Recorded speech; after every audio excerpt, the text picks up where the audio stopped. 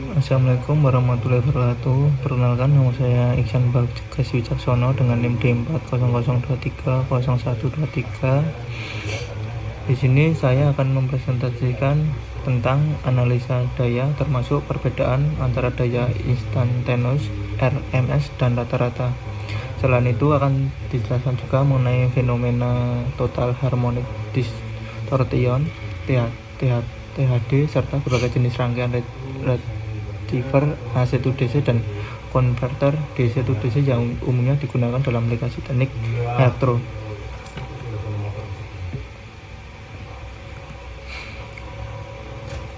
Lanjut ke slide selanjutnya, yaitu perbedaan daya instantaneous, RMS, dan rata-rata. Daya instantaneous atau sesaat yaitu daya pada suatu waktu tertentu dihitung sebagai P dalam kurung T sama dengan P dalam kurung T dikali I dalam kurung T. Satuan yang digunakan adalah watt. Daya instan atau sesaat sangat berguna dalam analisis transient dan bentuk gelombang non sinusoidal di mana nilai daya berubah secara dinamis.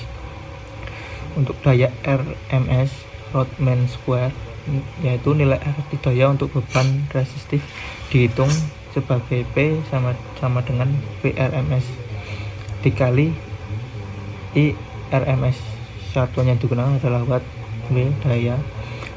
Daya RMS penting dalam perhitungan daya pada sistem AC sinusoidal dan memberikan representasi daya yang stabil dan terukur.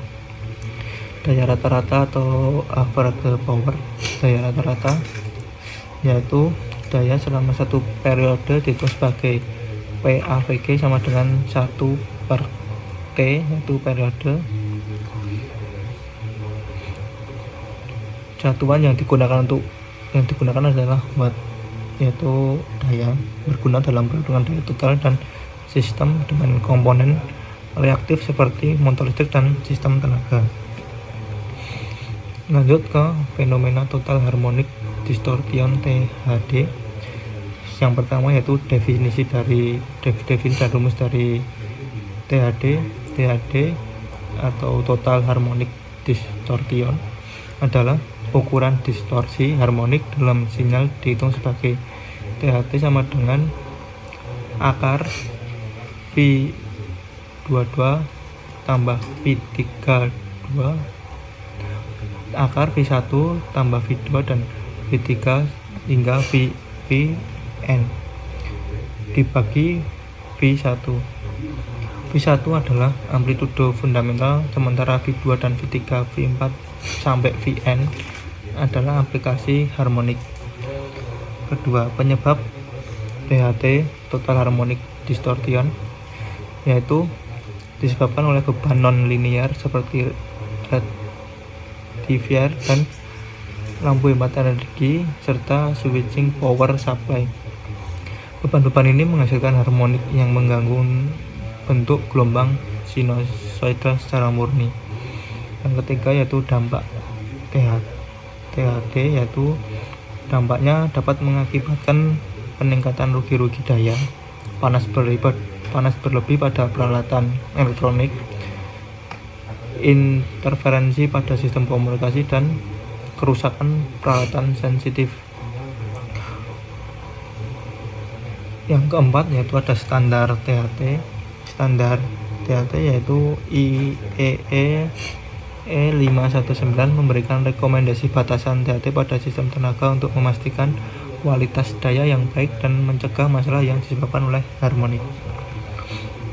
Jenis-jenis rangkaian rectifier yaitu AC/DC satu fasa, rectifier setengah gelombang, rangkaian sederhana dengan satu dioda, efisiensi rendah 40,6% dan faktor ripple tinggi, cocok untuk satu daya sederhana dan pengisian baterai kecil. Lalu untuk receiver gelombang penuh atau center tap menggunakan dua dioda dan transformator center tap, efisiensi lebih baik dari setengah gelombang dan faktor ripple atau faktor pecah lebih rendah. digunakan dalam satu daya yang membutuhkan efisiensi lebih baik. Receiver jembatan atau brick receiver menggunakan 4 dioda, efisiensi tinggi 8,12% dan faktor ripple sangat rendah. Digunakan dalam satu daya universal dan aplikasi industri. Lanjut ke jenis-jenis rangkaian receiver AC to DC yang sekarang yaitu 3 fase. Receiver 3 fase setengah gelombang menggunakan 3 dioda dan 3 dioda atau lebih, efisiensi daripada receiver 1 fase. Cocok untuk aplikasi daya menengah. Receiver jembatan 3 fase menggunakan 6 dioda, efisiensinya tinggi dan ripple-nya sangat rendah. Ideal untuk satu daya industri besar dan sistem penggerak motor. Lanjut ke jenis-jenis rangkaian konverter. DC to DC atau buck converter.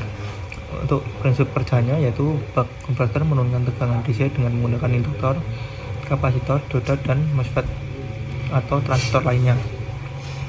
Untuk rumus tegangan output atau tegangan keluaran yaitu V out, V keluar sama dengan D dikali V in atau V atau tegangan masukan, di mana D adalah duty cycle, yaitu D lebih besar dari 0 dan D lebih kecil dari 1. Contoh, V masuk sama dengan 24 volt, D sama dengan 0,5, maka V out sama dengan 24 dikali dengan 0,25 yaitu 12 volt. Efisiensi tipikal 80 sampai 95%. Untuk aplikasinya sendiri, buck converter digunakan dalam satu daya komputer dan regulator tegangan untuk menyediakan tegangan yang stabil dan efisien. Jenis-jenis rangkaian konverter DC to DC boost converter.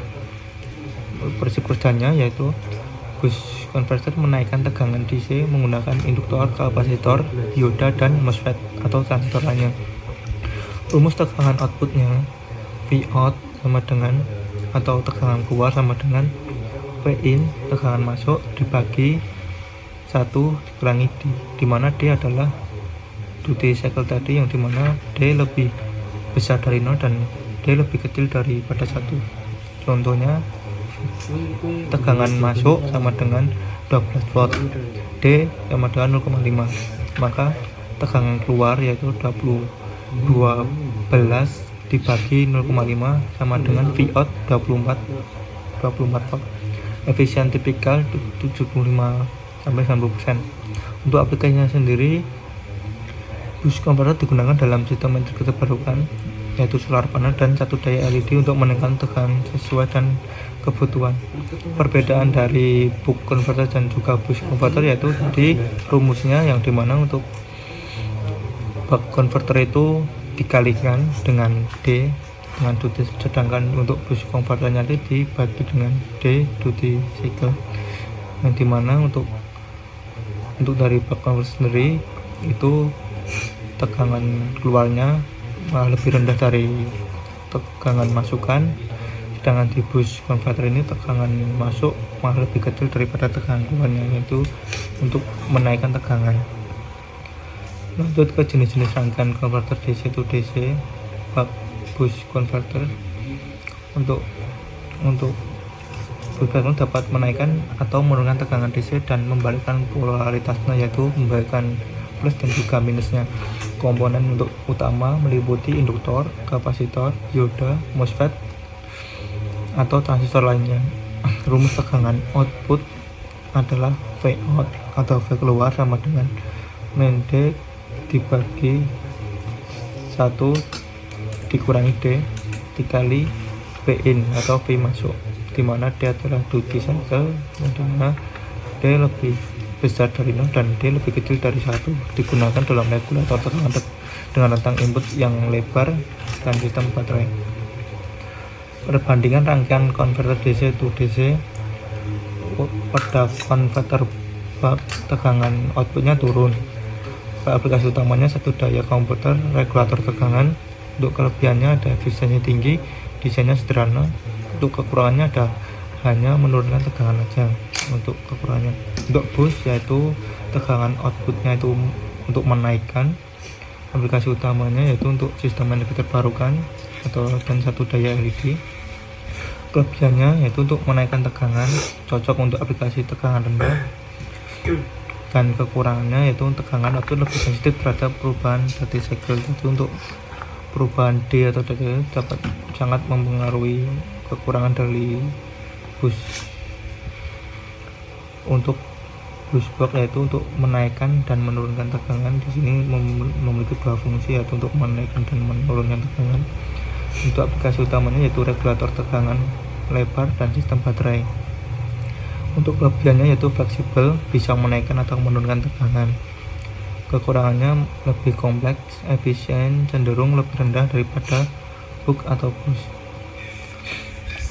Yaitu untuk ini setelah yaitu kesimpulan dalam PPT ini kita telah membahas pemahaman tentang daya stan RMS rata-rata yang penting dalam analisis tenaga serta bagaimana THD dapat menyebabkan masalah serius dan perlu diminimalkan. Receiver AC to DC dan konverter DC to DC memainkan peran penting dalam konversi daya dan memiliki aplikasi yang luas untuk pemilihan jenis receiver dan konverter DC to DC tergantung pada kebutuhan aplikasi spesifiknya. Mungkin sekian video yang dapat saya sampaikan, kurang lebihnya mohon maaf. Wassalamualaikum warahmatullahi wabarakatuh.